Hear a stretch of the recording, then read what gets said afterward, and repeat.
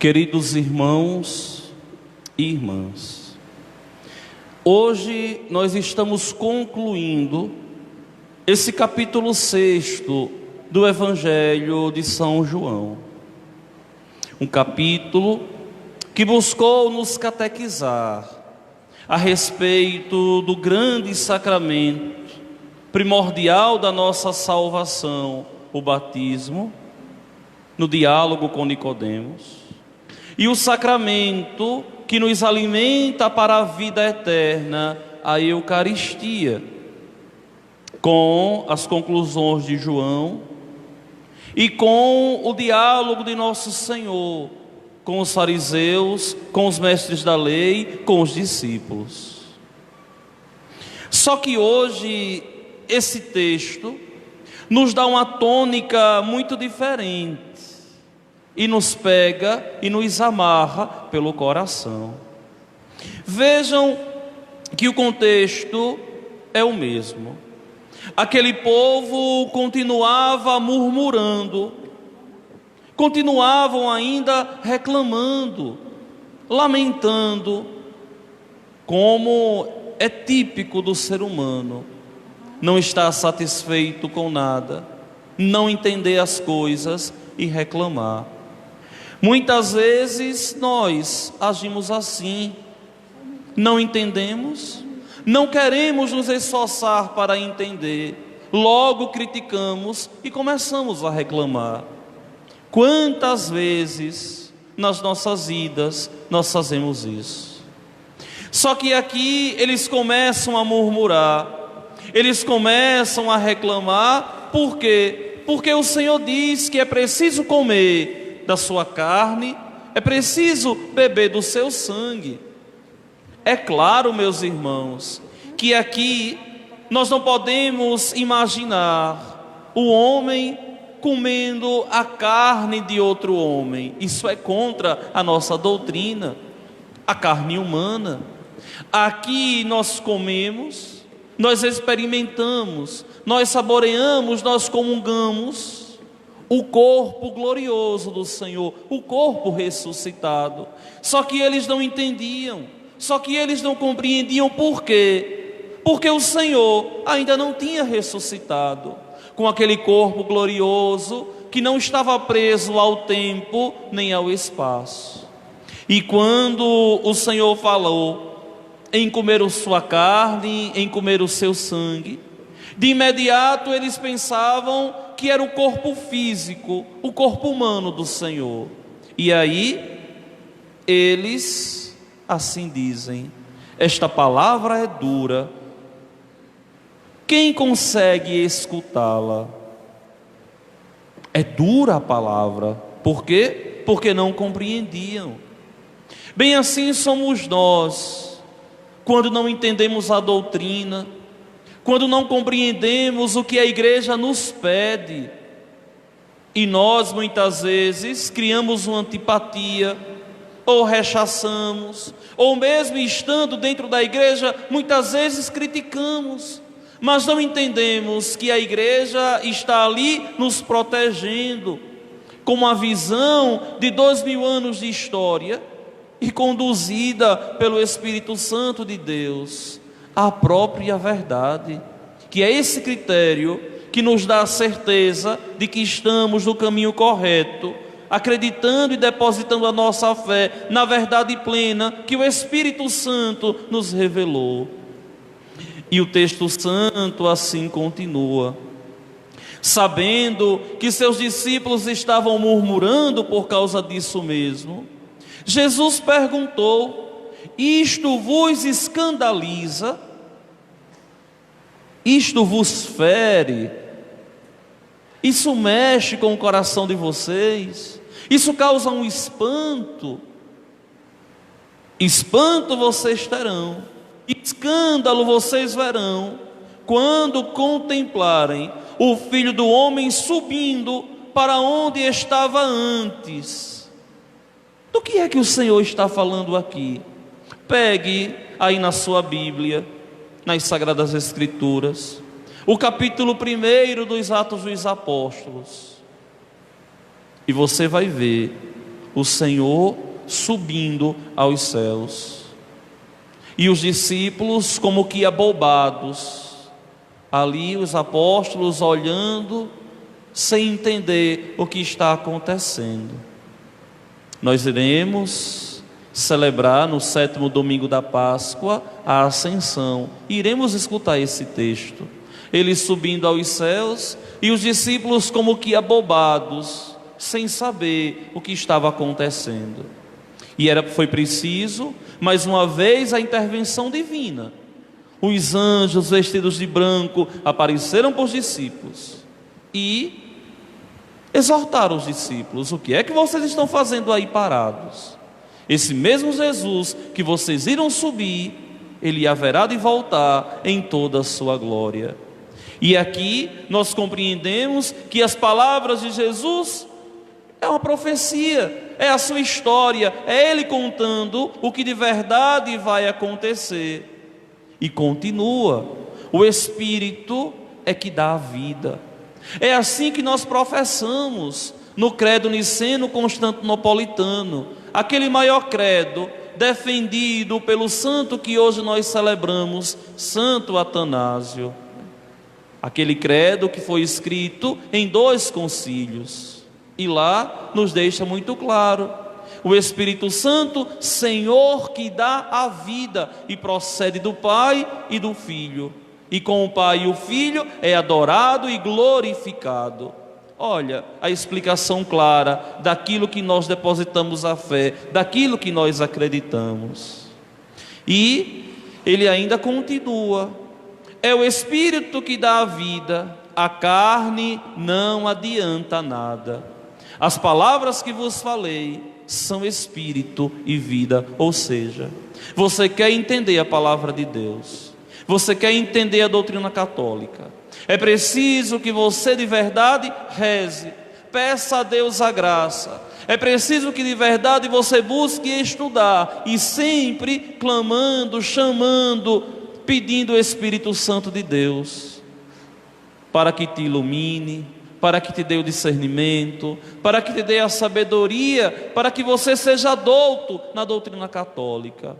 Infelizmente, para nossa vergonha, os católicos ainda não despertaram para entender a palavra de Deus, não despertaram ainda para compreender a doutrina da igreja. Por isso muitas vezes tanta ignorância, por isso muitas vezes acham não interessante sentar para estudar teologia, sentar para ler a palavra de Deus. Não querem se esforçar, querem tudo de imediato. E é preciso que a doutrina da igreja seja rezada, seja de verdade entendida, seja compreendida por nós, naquilo tudo que nós depositamos a nossa fé e nós cremos. E isso só é possível com o auxílio do Espírito Santo de Deus. O Espírito é que dá a vida, a carne não adianta nada. As palavras que vos falei são Espírito e vida. E olha a decepção de Jesus: mas entre vós há alguns que não creem. É verdade. 2000 anos se passaram e ainda temos pessoas que se dizem cristãos, discípulos de Jesus, mas ainda não creem. Creem que, Padre? Em Jesus. Onde? Na Eucaristia, na sua presença eucarística. Infelizmente, nós temos tantos cristãos que não creem na Eucaristia. Vejam que essas palavras de Jesus aqui são palavras dirigidas diretamente àqueles que não entendem a comunhão no corpo, a comunhão no sangue, não creem. Há entre vós muitos que não creem, mas a lamentação do Senhor continua, e o texto santo diz assim: Jesus sabia desde o início quem eram os que não tinham fé. Eu quero te perguntar uma coisa: Você crê? Você tem fé? A sua fé é a fé da igreja? O Cristo que você crê é o Cristo da igreja? Aquilo que você vive é aquilo que a Santa Mãe Igreja nos convida, nos ensina? Ou você é aquele cristão de conveniência, que só pega aquilo que te apetece, só pega aquilo que te interessa, só pega aquilo que você quer servir? Não, meu irmão, é preciso que você aceite a doutrina na totalidade, como ontem eu falei. É preciso que você creia na doutrina total, em tudo que Cristo deixou. E a igreja proclama aos 4 cantos do mundo que Ele é o Senhor. E essa doutrina que nós cremos não é nossa. E essa fé que nós temos não é nossa, mas é um dom que Deus nos dá, é um dom que Deus nos concede. Em quem você crê? Em quem você deposita a sua fé? Será que você crê de verdade na Eucaristia? Quantas vezes você veio adorar Jesus na igreja? Quantas vezes você foi na sua comunidade adorar nosso Senhor? É muito fácil dizer que ama a Deus, é muito fácil dizer que ama o Senhor, mas é difícil transformar esse amor falado em amor vivido. Viva e deixe que a sua ação prove para Deus que de verdade você o ama. Jesus não disse que te amava. Ele morreu na cruz e a ação dele provou que você de verdade é amado, que eu sou amado. Só que a tensão no Evangelho ainda continua. E o Senhor diz assim: é por isso que vos diz: ninguém pode vir a mim, a não ser que seja concedido pelo Pai. É preciso pedir, peça a Deus para que Deus te chame, peça a Deus para que Deus te dê a capacidade de entender a doutrina, de ser um bom catequista, de ser um pai para evangelizar seu filho, sua filha, de ser uma mulher, uma dona de casa, uma mãe de família, que de verdade é a grande catequista dos filhos. Uma mulher sábia é uma riqueza para uma família. Um homem temente a Deus é um dom para a família. Família que tem um pai assim, família que tem uma mãe assim, é uma família que não se perde, é uma família que não vai para o inferno. Por quê? Porque vive de verdade a igreja doméstica.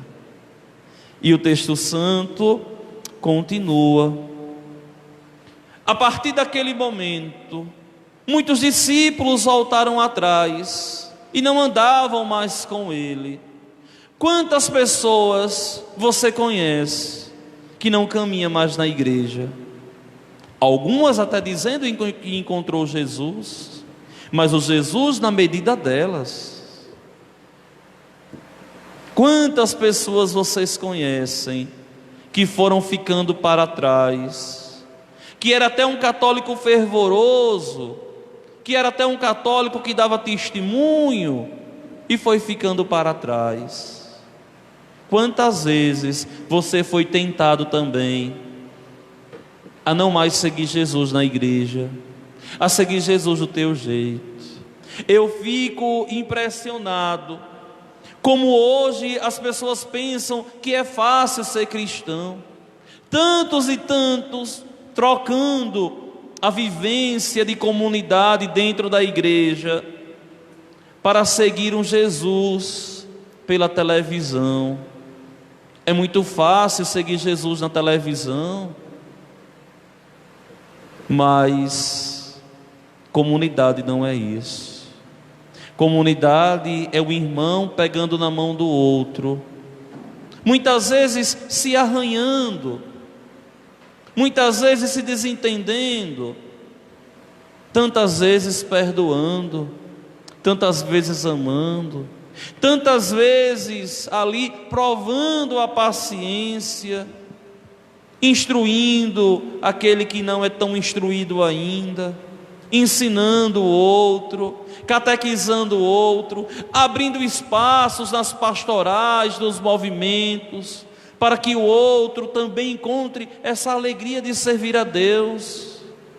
Ó, meus irmãos, quantas vezes nós também pensamos em desistir? Quantas vezes nós pensamos em ficar pelo meio do caminho, em ir embora, abandonar tudo? Mas seríamos nós cristãos covardes? Seríamos nós aqueles homens e mulheres chamados por Deus para conduzir os outros, para catequizar os outros, para adorar o Senhor, que iríamos embora, abandonaríamos Deus por uma dificuldade? Não, não podemos ser covardes. Temos sim, se encontrarmos dificuldades, encontrar por que essa dificuldade apareceu. Se o problema é você, mude de vida. Se o problema é o outro, reze pelo outro. Mas é preciso que nós de verdade possamos extirpar do nosso coração esse desejo de abandonar a comunidade, de abandonar a igreja. E se você fez isso alguma vez, peça a Deus perdão. Peça a Deus perdão. Claro que é duro servir a Deus. Claro que é duro se ajoelhar diante de um pedaço de pão, de um pouco de vinho. Mas nós temos que entender que o nosso caminho para chegar ao céu passa pela humilhação em Deus, baixando a nossa cabeça para o Senhor. É preciso muitas vezes baixar a nossa crista e ser obedientes. Mas que obediência! Ninguém mais hoje em dia quer ser obediente. Filho não quer mais obedecer ao papai nem à mamãe.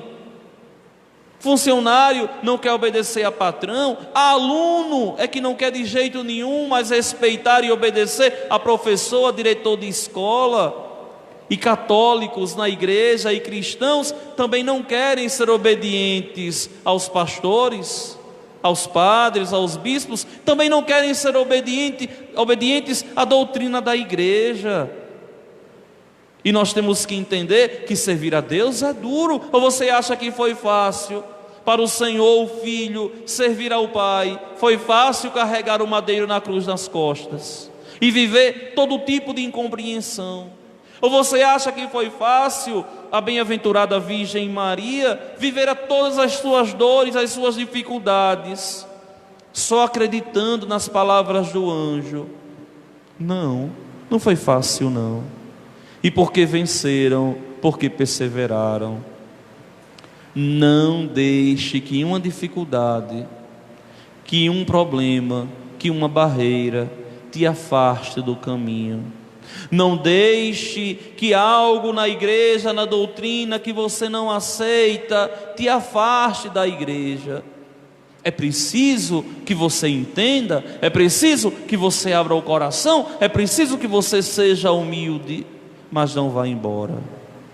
E João diz que muitos foram embora, e a partir daquele momento não andavam mais com ele.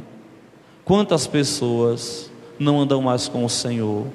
Quantas pessoas já abandonaram o Senhor?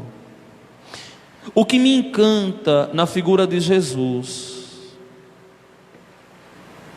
é porque mesmo a pessoa muitas vezes caindo, se esforçando para ser santo, mas caindo, o Senhor jamais rechaçou alguém, mas sempre acolheu, amou, deu dignidade. É por isso que eu sirvo a Ele. É por isso que você serve a Ele. Eu não sirvo a Deus e sou padre porque sou melhor que outros, não. Mas sirvo a Deus e sou padre porque Deus olhou para mim com um olhar de misericórdia. Porque se assim não fosse, o que seria da minha vida? A mesma coisa eu te digo: você estar na igreja, seguindo Jesus Cristo, deve ser para você um privilégio, se enxergar como de verdade alguém querido por Deus, deve se enxergar e olhar para si como alguém agraciado. É por isso que eu tenho uma norma muito forte dentro de mim, e todo mundo sabe na paróquia: não obrigo ninguém a servir a Jesus Cristo. Quem quer servir de bom grado, as portas da igreja estão abertas para acolher a todos, sem exceção, que queiram amar a Deus e servi-lo de todo o coração. Mas no momento que uma pessoa ela se sente obrigada a servir a Deus e quer entregar a função, eu recebo, porque o serviço a Deus nunca pode ser obrigado. Sabe por quê? Porque ninguém ama na obrigação, o amor é gratuito. Jesus, ao me amar, ao te amar, foi na liberdade. E por que para servi-lo nós iremos na obrigação? Não, é na liberdade também. E o que me encanta aqui é porque Jesus viu muitos dando as costas a Ele. Eu consigo imaginar aquela cena, e tantos indo embora e Ele ficando ali olhando. Não foram capazes de vigiar, não foram capazes de abrir o coração, não foram capazes de mudar as convicções, não foram humildes para me aceitar de todo o coração, foram embora.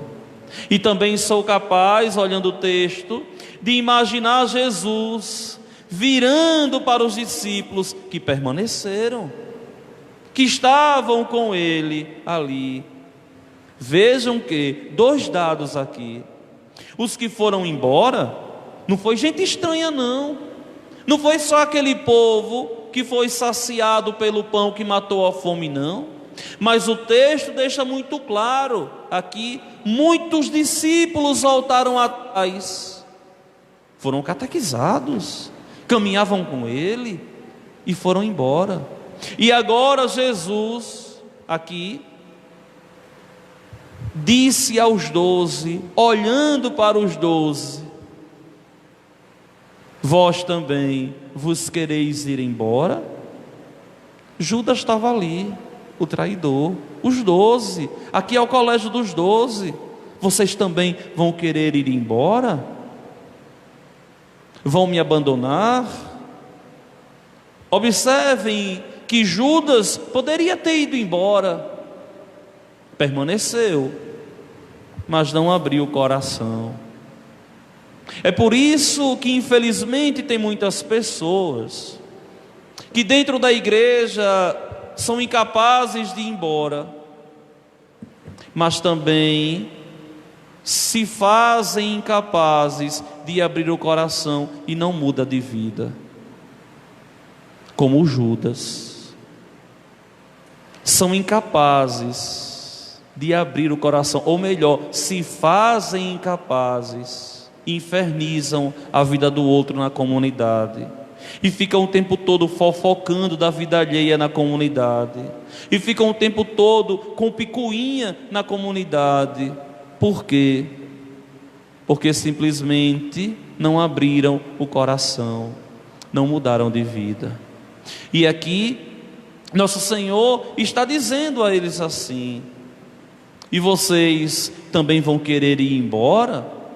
Que são amados por mim, que são cuidados por mim, que são catequizados por mim, vão querer ir embora? E o impressionante é a resposta de Pedro.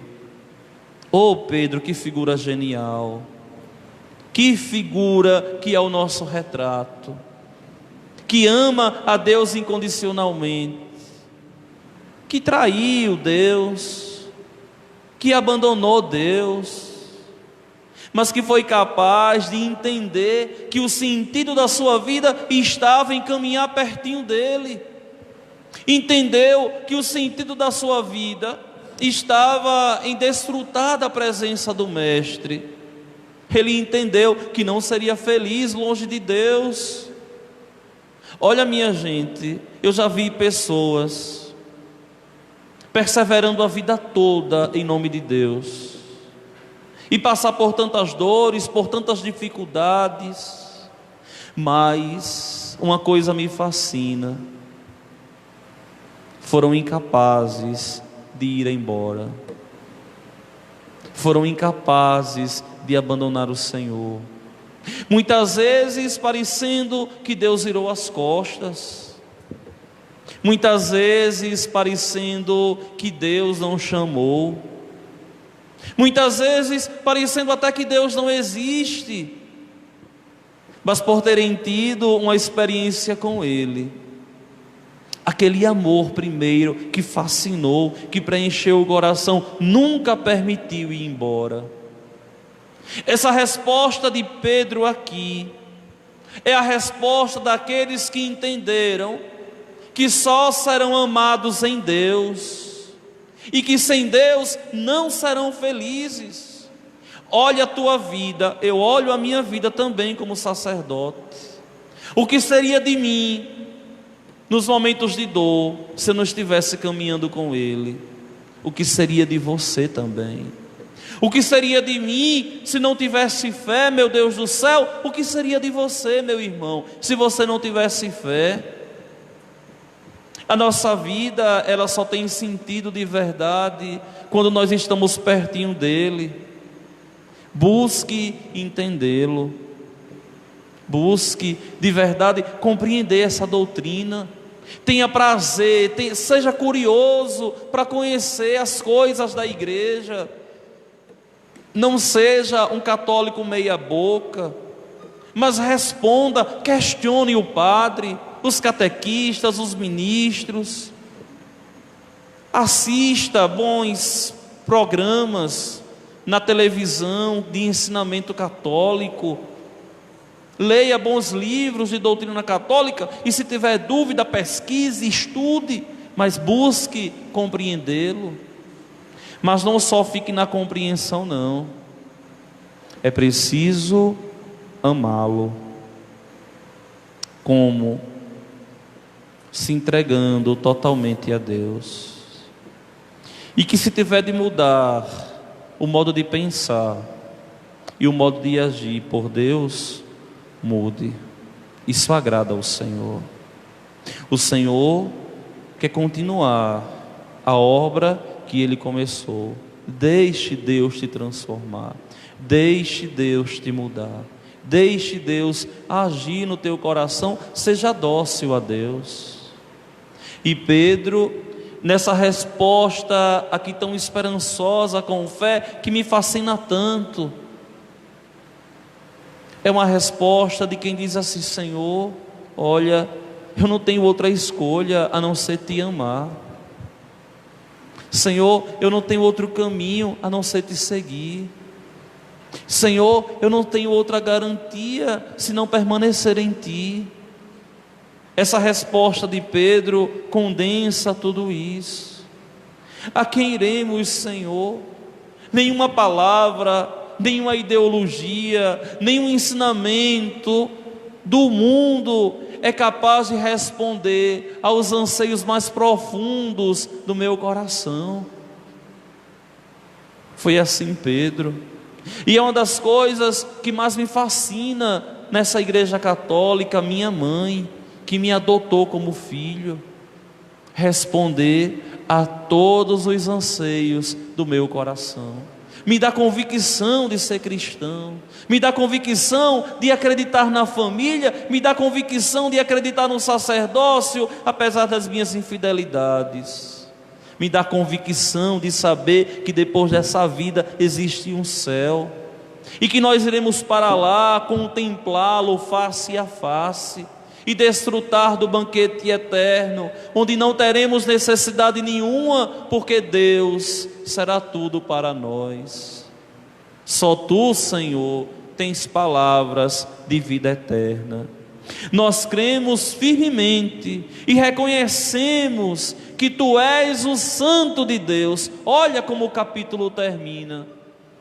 Nós reconhecemos e cremos que Tu és o Santo de Deus, que Tu tens palavras de vida eterna. Aonde iremos, Senhor? Isso aqui é o que você deve dizer. Isso aqui é o que eu devo dizer com a minha vida. Quando você colocar o seu joelho no chão, contemple a Eucaristia, mesmo sem entender, sem compreender, creia que ali está presente realmente Jesus Cristo. Eu creio, e a minha vida nunca mais foi a mesma, porque se tivesse sido a mesma, eu teria ido embora. Essa mudança de Cristo no meu modo de encarar a vida, com essa abertura tão grande para a eternidade, veio justamente dessa convicção eucarística. É preciso que você creia, peça a Ele. É preciso que você reconheça que Ele é o Santo de Deus. É preciso que você reconheça firmemente que Ele é Deus e que as palavras dEle são palavras que nos levam para o céu. Meu irmão, olha, por mais que a sua vida seja dura, por mais que muitas noites você tenha ido dormir chorando, lamentando, você sabe qual dor maior da sua vida. Saiba que tudo isso é para que você prove o amor por Deus. Prove esse amor. Quando você começar a provar esse amor, você vai ver que venha o que vier, venha o medo que vier, que Deus te acalenta, que Deus te preenche. Olha, que a partir de amanhã, a igreja dá um salto de 3 capítulos no Evangelho de João, 7, 8, 9. E a igreja vai para o capítulo 10º, onde a igreja, agora enxergando Jesus Cristo como o Santo de Deus, a igreja vai dizer assim, esperançosa: Senhor, nos conduza, Tu és o nosso pastor, domingo, segunda e terça-feira. A igreja vai apresentar Jesus como nosso pastor, como nosso guia, como nosso protetor. E vejam que a liturgia da igreja vai uma coisa puxando a outra e nos catequizando. Esse Deus que é pastor continua me alimentando na Eucaristia. Eu continuo comendo o seu corpo e o seu sangue, não humano, mas agora ressuscitado, presente no altar. Esse pastor, ele cuida de mim, apesar do meu fechamento do coração muitas vezes. Esse pastor, ele também quer cuidar de você. Permita que Deus continue a obra que Ele começou. Não tenho mais nada a vos dizer na noite de hoje, a não ser com o coração agradecido a Deus, rezar uma perícope do Salmo de hoje, que nos fala justamente na gratidão pela Eucaristia, que é um dom para a nossa santificação. E o salmista assim cantou: que poderei retribuir ao Senhor Deus por tudo aquilo que Ele fez em meu favor. Eleva o cálice da minha salvação, invocando o nome santo do Senhor.